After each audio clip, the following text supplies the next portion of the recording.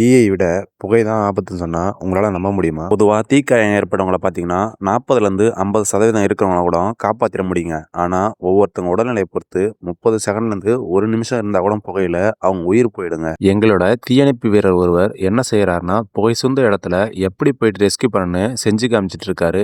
எதனால அவர் படுத்துக்கிட்டு போறாரு, நின்னுகிட்டே போலாம்லன்னு நீங்க யோசிக்கலாம். ஒரு தீ விபத்து நடந்த பில்டிங்ல பார்த்தீங்கன்னா, சூடான மற்றும் அடர்த்தியான காத்து எப்பயுமே மேல் நோக்கி தாங்க இருக்கும். கீழ பார்த்தீங்கன்னா, டென்சிட்டி கம்மியா இருக்கும். அதனால அங்க ஹீட்டும் கம்மியா இருக்கும். அது மட்டும் இல்ல, பாய்சன் கேஸ் எல்லாம் மேல் நோக்கி பரவி இருக்கும். அதனால நம்ம மூச்சு வரதுக்கான ஆக்ஸிஜன் அங்க இருக்காது. அதுவே கீழ பார்த்தீங்கன்னா, மூச்சு வரதுக்கான ஆக்ஸிஜன் கிடைக்கும். அதனால தான் படுத்துக்கிட்டு டிராவலிங் மெத்தட்ல போயிட்டு ரெஸ்க்யூ பண்ணணும்னு நாங்க சொல்றோம். அங்கேயுமே சுத்தமான காத்து கிடைக்குமான்னு கேட்டீங்கன்னா, கிடைக்காதுங்க. அதனால ஒரு கர்ச்சீப்ப ஈரத்துணியில நனைச்சு முகத்துல கட்டிக்கிட்டு வந்தீங்கன்னா, அந்த ஃபில்டர் மாரி யூஸ் ஆகுங்க உங்களுக்கு. அதனால கொஞ்சம் மூச்சு வரதுக்கு சிரமம் இல்லாம இருக்கும். இத பத்தின வேற எதனா டவுட் இருந்தா கமெண்ட் செக்ஷன்ல கேளுங்க. உங்களுக்கு இந்த வீடியோ பிடிச்சிருந்தா உங்க ஃப்ரெண்ட்ஸ் அண்ட் ஃபேமிலிக்கு ஷேர் பண்ணுங்க. மறக்காம என் ஐடியை ஃபாலோ பண்ணிக்கங்க.